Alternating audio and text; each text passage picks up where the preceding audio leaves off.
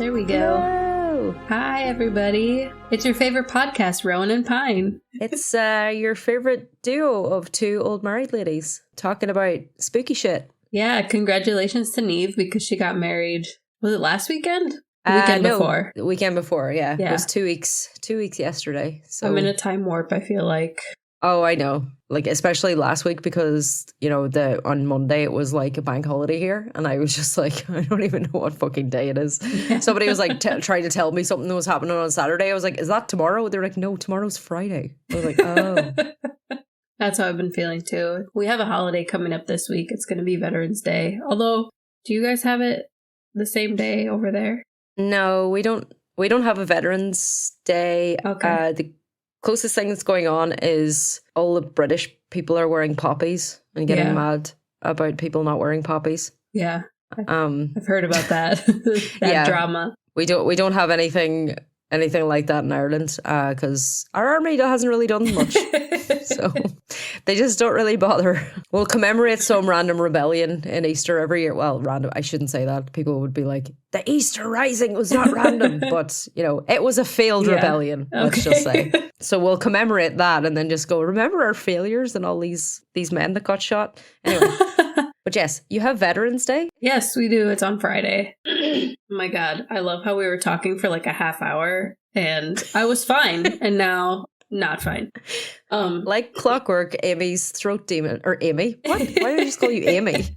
I thought you said Emmy. I was like, I mean, some people call me that. It's been a while. Like clockwork, Emily's throat demon will make an appearance for every recording session. You'll just rise from the crawl. It's that time of the year, though. And the wind has been blowing like super hard the last few days, so it's been especially bad. Speaking of not knowing things, I thought we were recording last Friday. Like the Friday before last, and I was like, I can't speak, and you're like, we're not recording for another week, Neve. I was like, oh.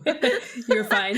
Because I had no voice and was just like talking like this the entire time, which would have been, as much as I would like to think it would have been very sexy to listen to, it probably wouldn't have with all the mucus. Sexy mucus. Yeah, sexy aliens.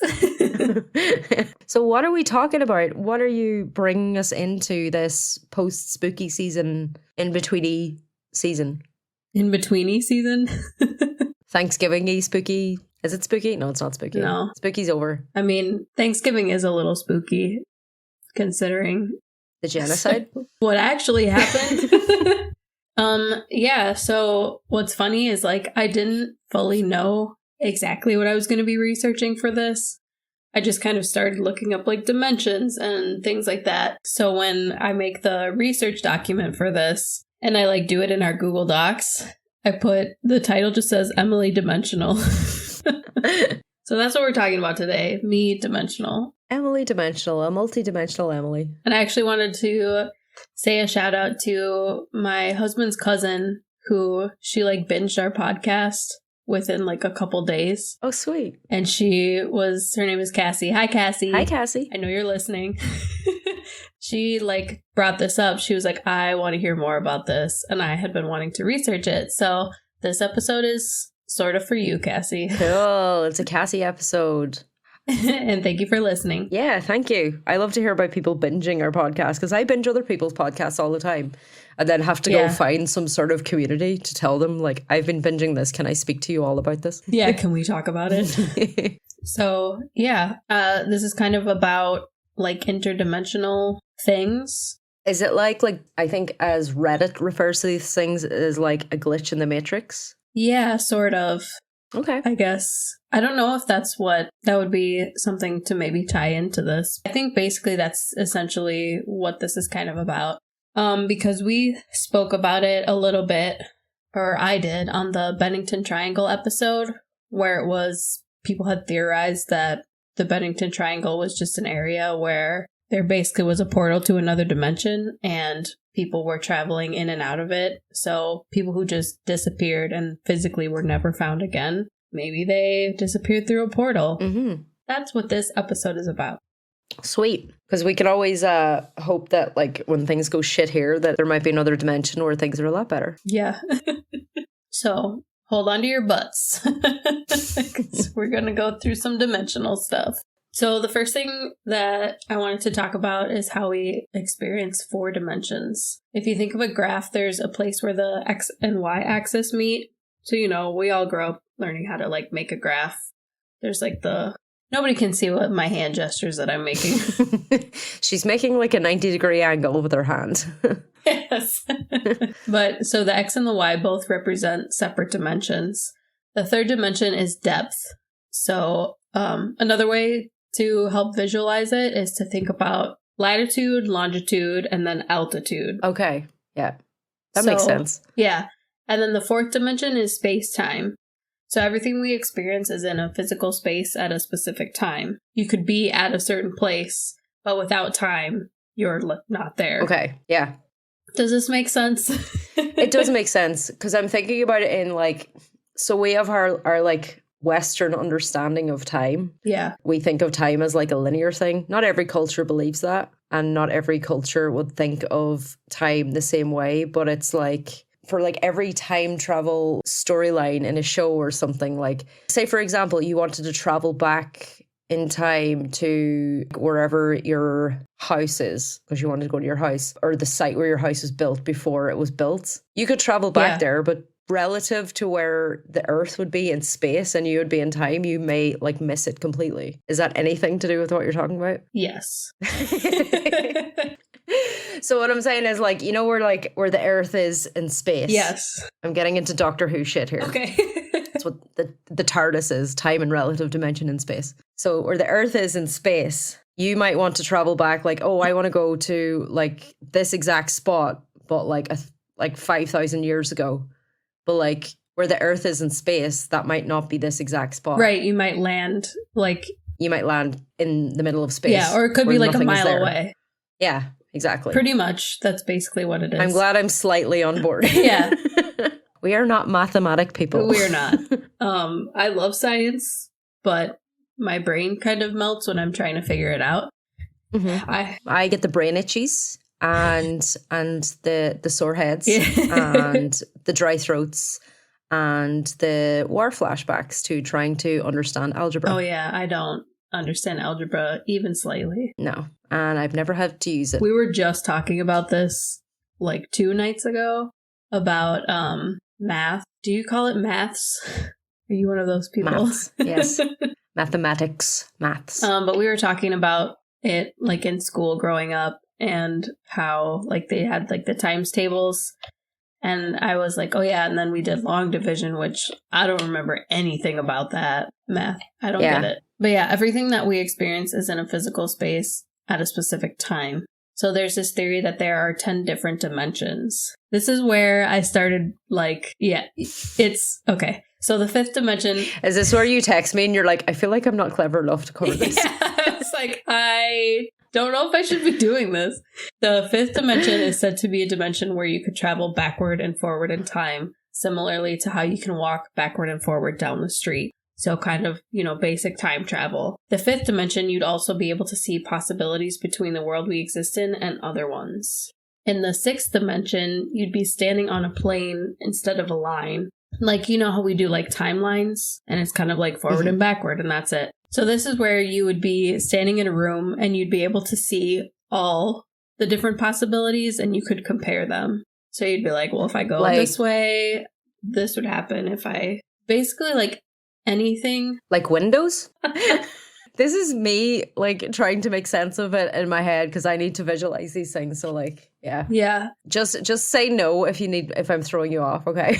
I don't know if that wasn't my understanding of it, but that could be the way you're visualizing it. It makes me think of like computers where you would see like a huge grid laid out in front of you and there would just be like every single thing, every single choice that you could make in that moment, every single thing that could happen in that moment. So you'd be able to see all of these things. I think I'm visualizing that, but I also think that is being influenced by that Simpsons Treehouse of Horror episode where Homer gets stuck in the 3rd dimension and he's like, I'm lost and I don't know where I am. I do not watch The Simpsons, so I don't know what you're talking about.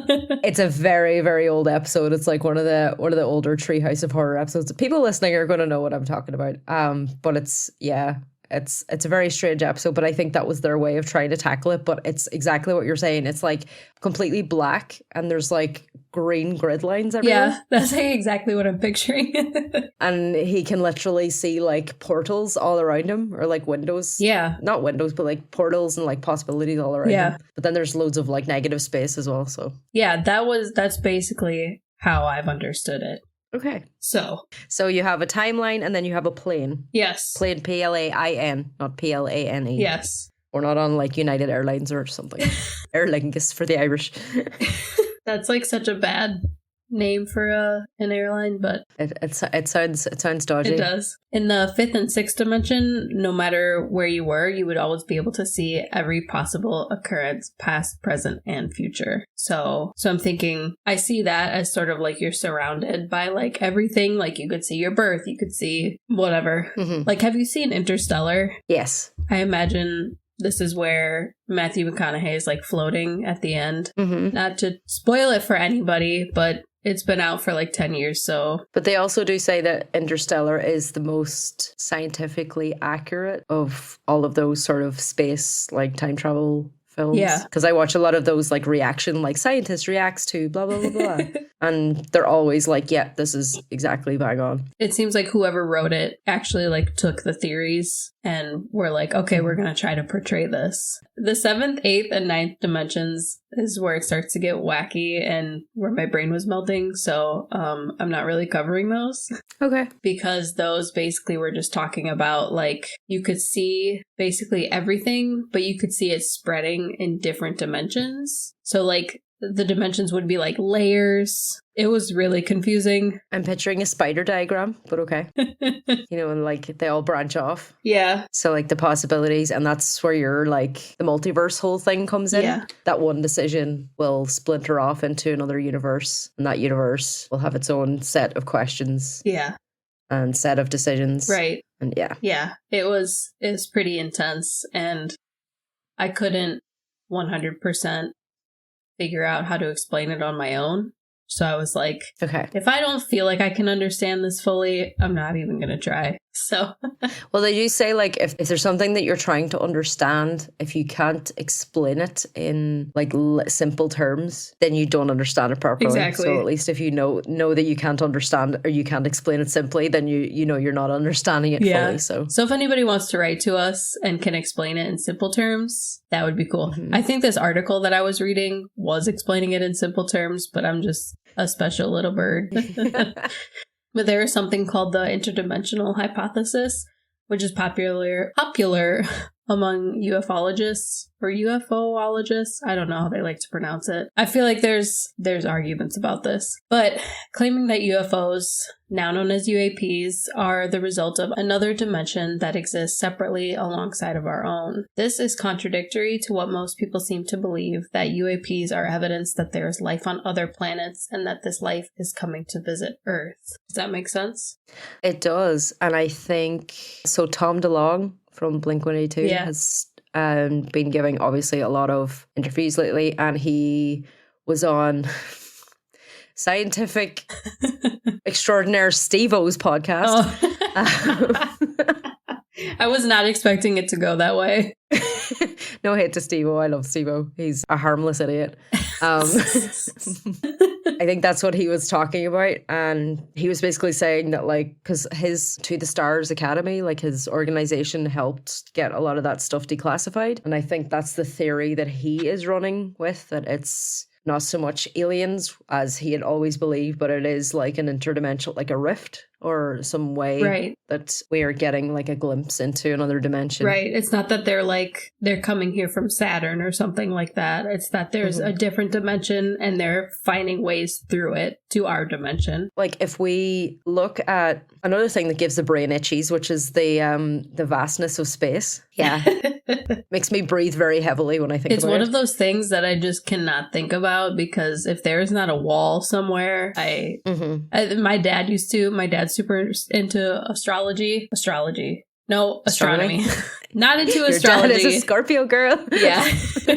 Wait, my dad actually might be a Scorpio. That would be funny. Is he a Leo? I don't even know. September baby. He was super into astronomy when I was a kid.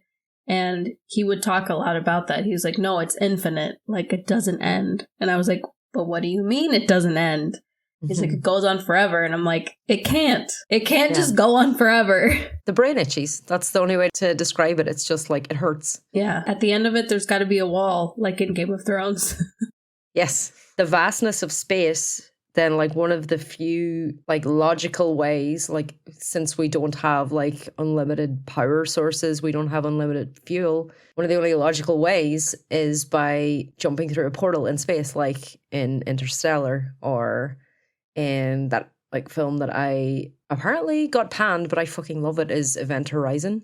I've never seen it. From like a few years back, and it's like it's like basically a ship that travels through a black hole, but comes out the other side, and it goes through like a hell dimension, and it's like it's a space horror. Okay, it's really fucking good. Is it scary? It is, yeah, quite scary and quite gory. I keep forgetting I can't recommend every film to you. So there's another theory when it comes to UFO or UAP sightings, is that they are psychological or social phenomena, such as like group hysteria. I'm sure at this point, a lot of people have heard of the dancing plague. Have you heard of it? Mm-hmm. Where people just like started basically dancing until they died. And I had talked to you about it, but I'm reading a book basically about group hysteria and stuff like that. And it's super interesting. But that'll be another episode. There is an episode, I think, of American Hysteria. I feel like we should give her a credit on our fucking podcast at this stage. Yeah, she does amazing stuff. So if anybody hasn't listened to American Hysteria, you should check that podcast out. Absolutely. But she does a whole thing about, you're probably going to actually cover this, I might be even preempting you, but she does a whole episode about like UFO sightings and all of that, and about how there's almost, after the original one, which was that like couple who said that they were abducted and experimented on. Was it Betty and Barney? What's her last name? Betty and Barney Flintstone. No, Rubble. Yeah.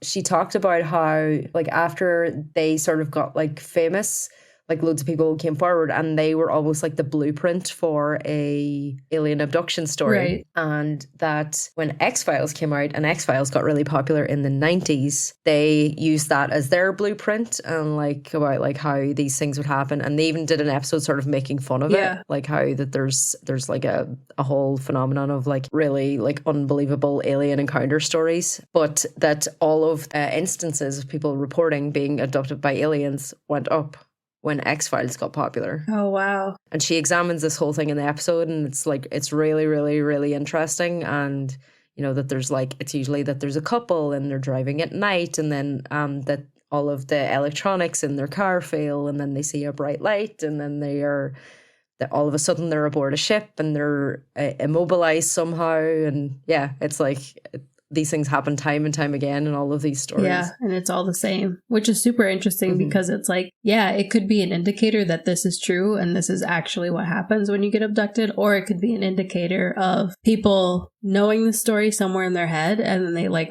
fabricate this whole thing. Also, I Googled it and it is Betty and Barney Hill. Hill, okay. Not Rubble. No, not Flintstones. Alien abductions. Betty and Barney Hill. Yeah. Okay. Anyway. So they think that like the UAP phenomena is a social, like psychological thing. It could be. Okay. But that's not what this episode is about. Okay. That's just another one of the theories of what it could be. So it's like extraterrestrial, where it's like they're from a different planet, interdimensional, where they're from just like a different dimension, or that it's group hysteria and it's just something that a lot of people believe that they're experiencing. So our boy John Keel, who I spoke about previously in the Bennington Triangle episode, in the 1970s said the following: I abandoned the extraterrestrial hypothesis in 1967 when my own field investigations disclosed an astonishing overlap between psychic phenomena and UFOs. The objects and apparitions do not necessarily originate on another planet and may not even exist as permanent constructions of matter. It is more likely that we see what we want to see and interpret such visions according to our contemporary beliefs. In John's book, UFOs, Operation Trojan Horse, he talks about how he believes that vampires, fairies, ghosts, demons, poltergeist phenomena, mysterious balls of light, etc.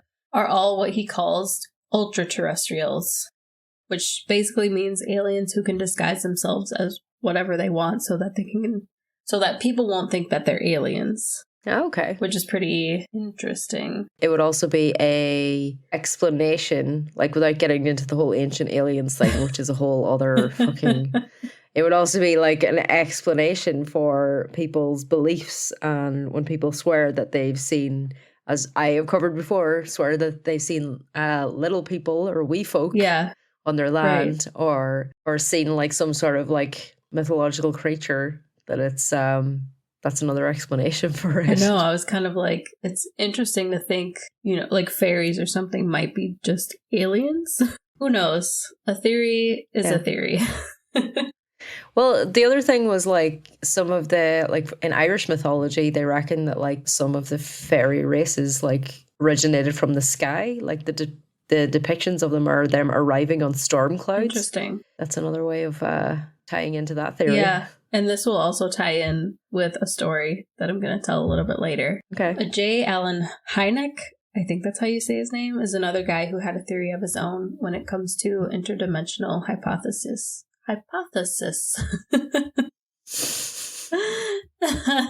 He theorized that our own universe could be a little slice inside of another universe with many other dimensions. Does that make sense? Okay. So we're like one of those break-off universes? Like one of the other possibilities? How I pictured it is kind of like, have you ever seen like the cross-section photos of the Earth? Where it's like, here's the Earth, here's like the layer underneath the dirt, and then whatever, and then it goes to like the little ball of lava in the middle.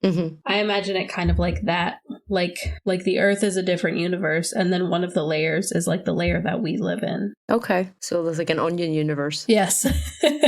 We're one of the layers of the onion, basically. Okay. It's a good way to put it. A layer and an onion. Or if we were talking to the donkey from Shrek, a parfait.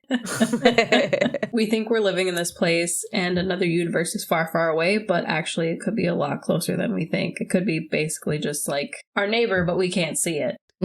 Brain melting. Yeah. He said, we have this idea of space. We always think of another universe being someplace else. It may not be. Maybe it's right here. And I think it's just so hard for the human brain to like imagine that there's something here that we're not seeing.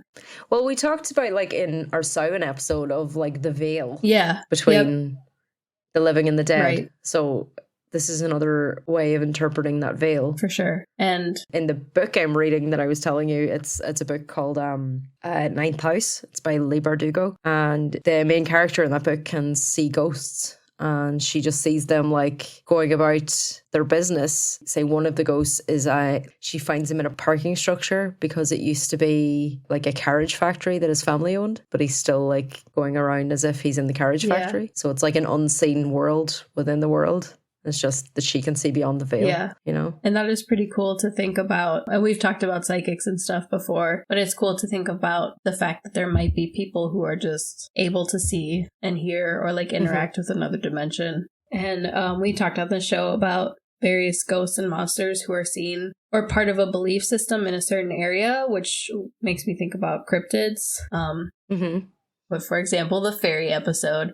Fairies and similar creatures seem to be part of the belief system in specific parts of the world, like Ireland, where you are. There's not people, at least I haven't encountered anybody in the US who's like believes in fairies. It's not really part of like the mythology here. But here, up until very recently, there probably still are. I just don't know any of them personally who just fully believe that fairies are real and that you can't act in certain ways because you'll upset them, and you can't like disturb fairy forts, and you can't do things that might cause them offense. And it's a very real belief to them. And so it's one of those things where I was kind of thinking, I'm like, wouldn't that be interesting if basically Ireland was like by like a fairy dimension? And so there's like a portal and the fairies come to Ireland, and it's just like not in my region. I don't know.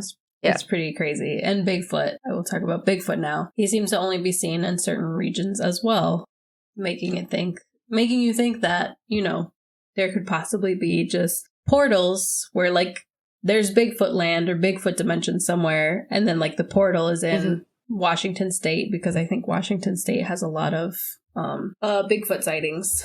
This Yeah. This guy, John Eric Beckjord, I think that's how you say his name. It's Beckjord, was a paranormal investigator based out of San Francisco. He believed that Bigfoot and other cryptids are interdimensional beings, only showing up for periods of time and disappearing through wormholes to other dimensions or a parallel universe. If you don't know what a wormhole is, it's a theory that postulates that there is a passage, sort of like a tunnel or a shortcut through space-time, which I feel like we kind of like talked about that earlier. Like when you were talking about trying to reach the end of the universe. Yeah. Our boy Beckjord, such a funny last name. Said that at one... It's a fun name to say. Said that at one point these entities spoke to him using telepathy, saying, "We're here, but we're not real, like what you think is real." He used this theory to explain why there are so many sightings of Bigfoot, yet there is never a physical body found. Why would there never be a carcass to investigate? Especially if, like, it's always hunters that are seeing him, or, like, people that are, like, out in the forest in, like, fucking tactical gear. Right, like if so many people are seeing Bigfoot, why is there never any, you know, like they'll like do footprints and stuff like that. So there's like evidence and they'll like take the hair and stuff like that. But there's never any, they never have a body. There's never like, you know, like a dead Bigfoot somewhere. Yeah. Over the years, Beckjord collected many images of what he calls half Bigfoots or invisible Bigfoots. Did I say invisible? It sounded like invisible to me, but you could have said Bigfoots. These were photos in which the photographers took the photo but did not see the Bigfoot until later. The creatures photographed did not match the description of any animals within known zoological classifications. Makes me think about, I don't know if you're on, I'm on like I think it's called like Haunted Reddit or something like that, or like ghost stories or ghost sightings or something. And people will post pictures and they'll be like, there were only 3 of us in the photo. Like, what is this, like, 4th thing? Oh. But they, like, you know, and if you watch any, like, ghost hunting shows, they'll have photos and it's like, we didn't see this here, but now we look at the photo and this is there. Or, like, the classic EVP recordings that they always have. Like, on, like, BuzzFeed Unsolved, like, they'll like ask like the ghost questions, and then when they're playing it back later, it's only when they play it back that the answers will show up on technology. Tape. Yeah. And so that's really interesting because if, I don't know if you want to call it like the spirit world, but you know, as we were talking about how Samhain is the time when the veil is thin and we're supposed to be able to interact more with the spirit world. If that's a time we're able to interact with the spirit world, it's like the spirit world could just be another dimension. Which would make sense why Bigfoot shows up later in photos, ghosts show up later in photos. I don't know. I think it's like super interesting. Because it's like, we were talking about how like time can be experienced differently, and time is place and space. Yeah, almost. Basically. If you assume that time is the same, then obviously the being should be there to be captured on camera. But if what we're saying is that time is not the same and it's not experienced in the same linear way, so it makes sense that like something which was not part of your reality at the moment that the photo was taken or the recording was made, it wasn't part of your reality at that moment, but it is a part of their reality. And just because your perspective of their reality or your perception of the reality is different doesn't mean it wasn't there. Did that make sense? It does. And that's what's so interesting to me about like the photography and how electronics are able to pick these things up, but we, like as human beings, aren't. Like for the most part, we can't hear the EVP recordings. We can't see the ghost photography, stuff like that. And I feel like kind of my brain is bending trying to like figure it out, because it's like, yeah, it's so weird that technology would pick these things up and our eyes and ears wouldn't. Yeah. Like, have you seen, like, on a lot of the ghost shows now, they use the SLS camera? No. Is that like the Heat or? No, it's, I think it was the Xbox that had almost like a projector, and it would like be able to pick up your body and your body's movement. And so you could like play games on the Xbox by just like moving your body. Oh, right. Yeah. But then people started, like, it was picking up like other people in the room, basically. Right. Like it'd be like, oh, here's the third player, and you're like, what? It's just me, or like it's just me and my brother. There was, in 2020, there was a TikTok filter like that did like a heat thing. Yeah. And people would like be scanning around the room and then it would pick up like another person standing in the corner or like sitting in their chair. Yeah. Or they'd be like, this is my grandfather's favorite chair. And like, it looks like there's a man sitting in the chair. That is wild. Yeah. Which, you know. They use I was just going to say on TikTok, they were probably like mostly just people messing around. Probably. But, yeah. It's creepy as fuck. Yeah. But they use the SLS camera and they'll like be looking at an empty room and then all of a sudden like a figure. It's usually like, it's like a stick figure kind of thing. But they'll show up.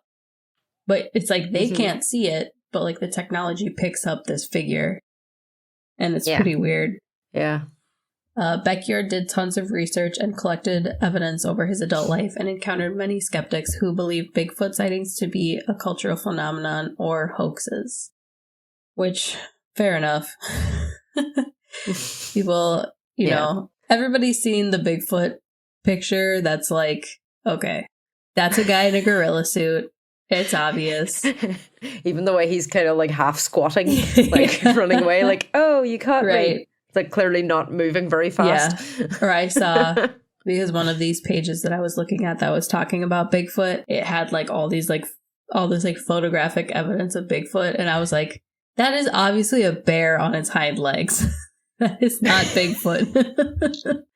I was at my parents' house a couple of weeks back and I don't know what channel it was on, but it was something that was just left running. Like nobody was watching it, but they were talking about like Bigfoot sightings. Apparently this guy is like one of the most prominent like experts on apes in the world. Okay.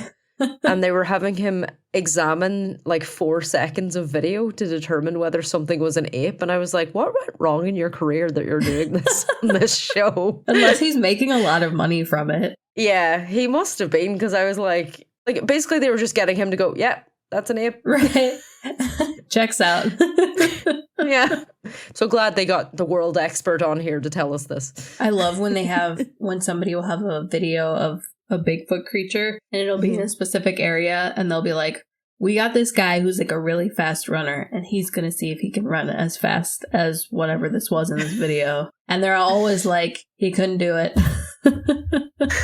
So crazy. Yeah. He couldn't run as fast over like uneven forest ground. It is interesting because it's like, yeah, I mean, if it's obviously not a human running, probably something else. Maybe an interdimensional Bigfoot. One of these articles had a handful of interdimensional hypotheses. I don't know, some of them were like kind of weird. I was like, okay. A good example in literature is also Through the Looking Glass by Lewis Carroll.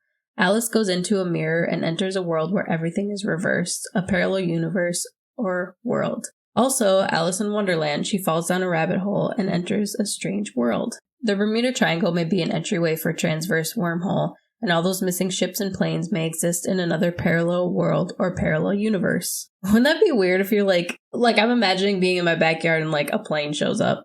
Yeah. Like, oh, hi. There was a show like a few years back. I was only reminded of this because there's a show on Netflix that like just came up on my feed like last night that seems like almost an identical plot. And I was like, wait, it was a show called The 4400. Do you remember that? Never heard of it. And it was basically that there was a plane that went missing, like completely out of the sky, and then with like 4,400 people on it. And then it just shows back up later and none of the people have aged. Like it shows back up years later and all of the people, they have no like perception of the time passing. Like it was just like a momentary thing for them. But when they show up, like it's been years later and their families have moved on and all of this kind of stuff. I remember watching the first couple of episodes of that. And this is a fictional show? Yeah, sorry. I was like, wow. Did I not say that? I don't think you did. You might have, sorry. But... Yeah, that would have been fucking, like, this should be covered more. I know, I'm like, I can't believe I haven't heard of this. Yeah, they showed up, like, years later and no time had passed. So I think, like, the way the show was going, that it was basically like an interdimensional thing where they'd slipped into pocket dimension. Yeah. Or something like that, where time had not passed and then just came back at a different stage on like our timeline. Yeah. Where they had not experienced the passage of time. Obviously time had gone on without them. And then there was also this French show that happened as well. Like missing people kept showing up, not having aged from the time that they went missing. Yeah. Like some of them were like, it would be like somebody who went missing as like a 10-year-old kid and they come back and like their parents are in their 70s and it's quite sad. I think there are some stories like that. There is one story that I'm going to bring up here in a second. That's pretty weird. I don't know if you've heard of it. But another hypothesis is in the situation of an intra-universe wormholes, people may disappear and reappear at some other part of the world in a different time. Basically what we're just talking about. There were reports of a Spanish soldier from the 1600s appearing in our time for a short period and then disappearing again. There are reports of farmers walking into a field and just vanishing. Many missing persons may have gotten into either an intra-universe wormhole or an inter-universe wormhole. In the latter case, they would reappear in a different universe and world and not this one. An example that this made me think of was the Green Children of Woolpit. Have you heard of that? Never heard of this. Tell me. It was two children who seemed to be brother and sister appeared one day in the village of Woolpit in Suffolk.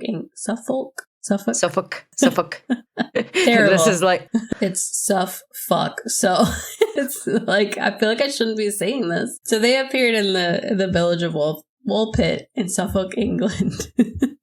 I'm not swearing. This doesn't need to be, what's it called? Bleeped. Yeah, the children looked like humans, but their skin had a green color to it. They spoke an unknown language and would only eat raw fava beans. What the fuck? But like this town took them in, they began eating a regular diet, but the boy ended up dying. The girl learned to speak English, and when she did, she explained that her and her brother came from a land where the sun never shone and it always appeared to be twilight. She said that everything was green and it was called St. Martin's Land. St. Martin's Land? Isn't that weird? These kids just showed up. That is so fucking weird. And were green. Oh my god. But I guess that as they started eating more of like a regular diet, they like their skin changed color. Like they turned more like human color. Yeah, it's pretty weird. And it's so specific, like fava beans. What the delicious, I guess. I don't even know. Like, I don't think I've ever had one. I don't think I have either. My only frame of reference for fava beans is Hannibal Lecter. I was just thinking that. I'm like, Silence of the Lambs, anybody? Yeah, that is the fucking weirdest thing. And so like this girl like grew old and stuff. Like she just stayed there. Yeah, and her brother died. Wow, super weird. Another hypothesis is that other applications are the famous lost sock in the dryer, which is not a joke. Lost keys that later reappear on a plane table, missing money from a secure spot, travel by dying people 3,000 miles to appear briefly to relatives, cases where priests are seen in two widely separated spots at the same instant, giving mass, and more. Okay, I feel like you just did a greatest hits of Rowan Pine there very quickly. Pretty much. You had like the disappearing keys. Yeah. So we talked about that in our fairy episode. Yeah. When they take shiny things away or when they, stuff goes missing because you've angered the fairies. Yeah. We got the doppelganger. People showing up to doppelgangers, dying relatives. Yeah. It's enough of a common phenomena that people are coming up with several explanations for it. So you have like in Ireland it's fairies, in like different parts of the world it's like a dimensional rift, or scientists have tried to come up with an answer for it. So that's, oh my god. Yeah, it's pretty weird. And it's just, that's exciting. It's really weird to think that you could like have your keys on the table and they could like disappear into another dimension and then they could just pop back up. Yeah. I don't know. I mean, I'm just really fucking absent-minded and can't remember. Right, I was going to say. Constantly have to call my own phone. Yeah, I usually am like, wait a second. Although I'm not as bad as my husband is about that. He like, it's always a struggle in our house. He'll be like, oh no, where's my wallet? I'm like, again. See, me and my husband are the opposite. Ewan refers to himself as my assistant because he has to constantly be like showing me where things are. If we're trying to leave the house, he basically hands me my phone because he knows that the last thing I'm going to be doing is wasting another 10 minutes running around looking for it. But now I have a Samsung watch so I can call That's what I should start calling myself. I'll be like, oh, I'm your assistant, because I basically do the same thing. I'll be like, we'll be getting ready to leave and I'll be like, your keys are in the bathroom. Why they're in the bathroom? Who knows? But he just places them wherever he is. It's bad. You know the way they say there's like, signs to look out for like dementia or like horrible things like that. And it's like, I recently, like 4 days ago, found a packet of lint rollers in our freezer Oh no. that I had obviously put in there when I was putting away the grocery shopping. And I was like, I was wondering where they were. And you found them when you were grabbing a frozen pizza. Yeah, I found them looking for something else. I was like, oh, that's where they are. How the fuck did they get in there? But also, like, you wouldn't even know if I had dementia because I'm just doing shit like that all the time. This is just me. Are there any, is she getting forgetful, like, more than usual? Yeah. I don't know. My grandma, who actually ended up suffering from Alzheimer's, she would say, it's not that I lost my keys. It's something like... She forgot what keys are for? Yeah, basically. I think she read it somewhere. Yeah, I think I've heard something like my grandfather, my mother's father got like he had dementia in his later years, and because obviously they were worried about him and they were wondering, what is just him being forgetful and what is like something to actually take notice of. Right. And I think that was something that maybe one of his doctors or something had the way it framed it, and it's a useful way of framing like forgetfulness and dementia. Yeah. You could be dropping them into the lost sock dimension. Yeah. For a time. And they'll just come back out again. Wouldn't that be wild if Alzheimer's and dementia was like they're like half existing in like a different universe? I don't know. This is a weird theory. It probably won't. Yeah. Well, it's such a horribly heartbreaking disease that it'd be a nice way to think about it. Yeah, it's terrible. It's like, no, grandma's just, she spent some time in another dimension where these things are actually happening. Yeah. So I have just a little bit more to cover. These are a few stories that connect Bigfoot and UFOs. The first one is from 1888 in Northern California. A group of cattle ranchers came together with a group of Native Americans for a meeting, not specified why. The natives described seeing 3 crazy bears, in quotations, descending from the sky in a moon that left them in the woods before taking off and disappearing. 3 crazy bears that arrived on a moon? Yeah. Yeah, that sounds like a UFO. Right, like a saucer. UAP. Yeah, absolutely. I love that when there's like something that's, their frame of reference is so early or like so beyond, like, they talk about it like in a moon, like, or, crazy bears. Whereas like if that was somebody now, it'd be like, oh, it was like an aircraft. Right. Or if it was like somebody in the 1800s, it would be like, it was a weather balloon or like a big balloon. You know? Or like at that point, lights. Yeah. Like lights weren't technology. They couldn't be like, oh, it's a big light in the sky. And I was just talking to somebody about this, like when it comes to children, about how children will like their frame of reference is small. So like the things that they compare things to is just like, it's just so precious. Pretty interesting that 3 crazy bears descended from the sky in a moon, and the moon left them in the woods. The second happened in Cincinnati, Ohio in 1973. A woman and her daughter were awoken in the middle of the night to a beam of light coming down from a bulbous umbrella shape in the sky. When they followed the light to where it landed in the woods, they saw a grayish ape-like creature wandering toward the beam of light. The creature in the beam of light quickly disappeared. Oh, God. Though there isn't any proof that either of these stories are true, at least 20% of other Bigfoot sightings coincide with UFO sightings. Oh. So that's pretty interesting. That is interesting. So, like, my rational brain is like, it's because all the crazy's concentrated in one area. There's some really potent moonshine happening around something there. in the water. Or it's a thin part of the veil in between the dimensions. Right. There's a cryptozoologist named Jack Carey. He believes that interdimensional travel could also be explained by the Mach effect. The Mach effect is actually, quote unquote, a sound principle in physics currently being tested by NASA. It makes use of fluctuations created by a body of mass as it accelerates that are in turn used to generate thrust. Okay. So Jack Carey says he believes that the Earth fluctuations can create momentary tears in the electromagnetic membrane, separating our universe with a parallel one, allowing extra-dimensional entities across into this dimension. Wow. So like you break the sound barrier so much that you like punch through into another universe? Yeah, at first I was like Earth fluctuations, but then it's like, oh yeah, because, how the poles will tilt one way or the other, like toward or away from the sun, depending on the time of year. So basically it's saying that tilting can create tears in the electromagnetic membrane. Wow. Yeah, which is something I'm like still kind of trying to wrap my brain around. I'm like, whoa, okay. Well, it's like, do you ever hear those recordings of what space sounds like? Yes. And it's like, it's not sound on a spectrum that we can actually hear, but it's the way that they have interpreted it. Like how they basically put it through a machine that will interpret it for our ears. In the similar way that like we can't see like ultraviolet light, but like, you know, yeah, you can see it. Or how you can see it's very real. Like how you were talking about like thermal imaging. Yeah, thermal imaging. What's the word? But yeah, it's like we can't really see hot or cold. Although there is, have you ever looked at something when it's really hot and there's like those waves coming off of it? Yeah. I think that's like the only time we can see heat.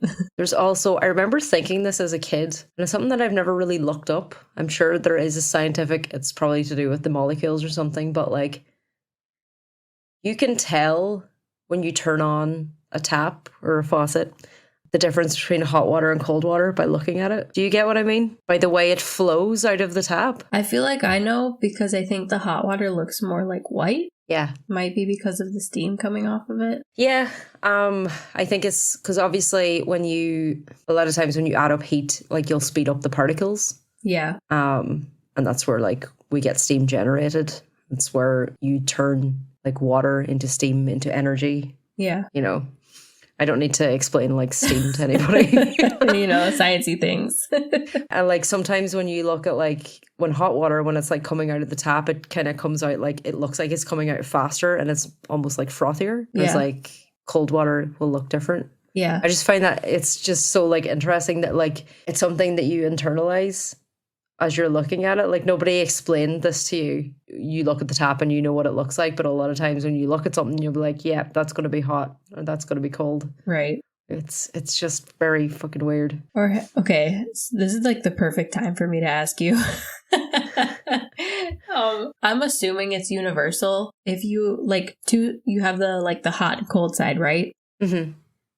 What side is which? You mean like in Europe? Yes. Or like in Ireland, like for the taps? Yeah. Like is one side hot and one side cold always? Yeah, I think my brother is a plumber, so I feel like he said this to me at one point. Like when he used to plumb bathrooms. He's not like a domestic plumber anymore. Yeah. Yeah, I'm trying to think it's usually cold is on the right-hand side and hot is on the left. Yeah, that's how it is here. So our bathtub upstairs is opposite. Oh god. And I got mad one day because it was really hot and it was burning me, so I just instinctively went to turn the knob, to turn off the hot. Yeah. But I turned off the cold until it got hotter. And I was really frustrated. And my dad was I turned off the wrong one. I got so caught up with the fact that it was burning me that I turned off the wrong side. Mm-hmm. Because I'm so used to it being cold is on the left or cold is on the right and hot is on the left. Yeah. And he was like, no, it's not. And I was like, yeah, it is. It's almost always that way. Yeah. And he was like, really? I've never paid attention to it. And I was like, how? What? Who are you? No, I think it's some sort of rule for plumbers. That's the way they're supposed to do it, because it's rather than them having to check which pipes are feeding which taps, they'll just know, by looking. Yeah. I don't know much about plumbing, to be honest. I don't know a lot about it, but I know that in my life, it's always been that the cold is on the right. Yeah. But anyway, this was my episode on dimensional things. I feel like if anybody partakes in smoking certain substances, this is the perfect episode to listen to after you have smoked it. You might come at us with you might come at us with a cool hypothesis. Yeah, maybe you should let us know, especially if you smoke something and ate something. We're not in positions where we can, so it's illegal where I am. It is legal here, but I'm not a person who does those things. Yes. So. But yeah, if you did, please let us know, because I'm sure you had really interesting things, or I hope we freaked you the hell out. You're afraid that Bigfoot's gonna Bigfoot's like watching you pee. Or that Bigfoot's just going to show up in your living room one day when you're watching TV. Or in your shower complaining that it's too hot and that the cold tap is on the wrong side. That would be disturbing for many reasons. Maybe there's a dimension where the taps are on the opposite sides. That sounds like hell. Everything is possible. Everything With the seems like multiverse. it's possible and not possible at the same time. I don't know. Maybe I'm trying to be really philosophical here. Yeah, but I always enjoy that in like TV shows or whatever, where they'll like, I think the small amount of Rick and Morty I've watched, I think they play around with that idea where like there's like a multiverse, but everything is the exact same except for one tiny thing. And it's always just like really something really inane or like silly or something like that. So yeah, a universe where everything is the exact same except all the taps are on the opposite sides. It would be really upsetting if you went from this universe to that universe, because you would be just like, no. A universe where everything is the same except you walk on your hands. Oh my goodness. Very weird. I hope this episode made sense. I hope that people learned like a little something from it. Yeah, or at least got you thinking. Because, I mean, as we've said, neither of us are scientists. We're not sciencey people. We appreciate science and respect science. And we encourage you to listen to scientists, especially if there is a global pandemic. It's just one instance maybe where you should listen. Yeah, don't read the article that your aunt is posting on Facebook because it's not from credible sources. We guarantee you most of them are not from credible sources. She's not a fucking scientist. Or even Elon Musk, because he's not even posting credible sources anymore. So yeah. And Joe Rogan, don't listen to him either. I mean, you can listen, but like, have a critical mind, please. Yeah, I think Joe Rogan gives his, I mean, like, we're obviously not Joe Rogan's target audience. No. Absolutely not. Slightly. And I don't think I have any friends who listen to Joe Rogan, even male friends. If they do, they don't tell me. But understand what Joe Rogan is saying by giving people a platform, but I think he gives some people too much of a platform. Or like allowing discourse, but he gives his listeners far too much credit that they will be able to critically listen to certain people like Jordan Peterson. For sure. Who are on his platform and think this guy is full of shit. Moral of the story, Joe Rogan is not a scientist and he puts too much, he gives his listeners too much credit. Mm-hmm. And he's a mastermind with getting listeners, so... Yeah. Like, if there's one thing he's very smart at, it's that. He definitely knows how to create hype and hysteria and controversy, so... But we are also going to give our listeners credit for being educated and critical thinkers. Mm-hmm. And if you are interested in anything that I talked about, please follow up. And as they love to say, do your own research. If you're in some sort of position where you can explain stuff like this, if you want to send us any sort of voice clips or little explainers or even just comment on our social media and let us know. I mean, that would be cool. We'll always always take that sort of feedback. We'll always defer to people who know more than us.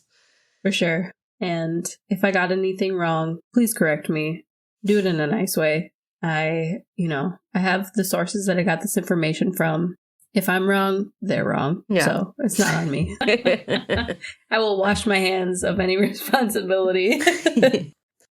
And this was another episode of Rowan and Pine.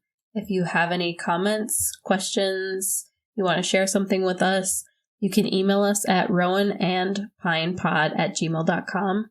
For that, the and is spelled out. You can also find us on Instagram, Rowan, again spelled out, and Pine on Instagram. We also have a Facebook page. You can follow it because all of our episodes get auto-uploaded onto Facebook, so you'll never miss one out if you just search Rowan and Pine Podcast on Facebook. We also have an auto-upload to YouTube. It's where I add all of Emily's wonderful art for each of our episodes. So if you just search Rowan and Pine Podcast on YouTube, you can listen to us to fall asleep. Thank you for listening. Thank you so much for listening. You'll hear from us in 2 weeks.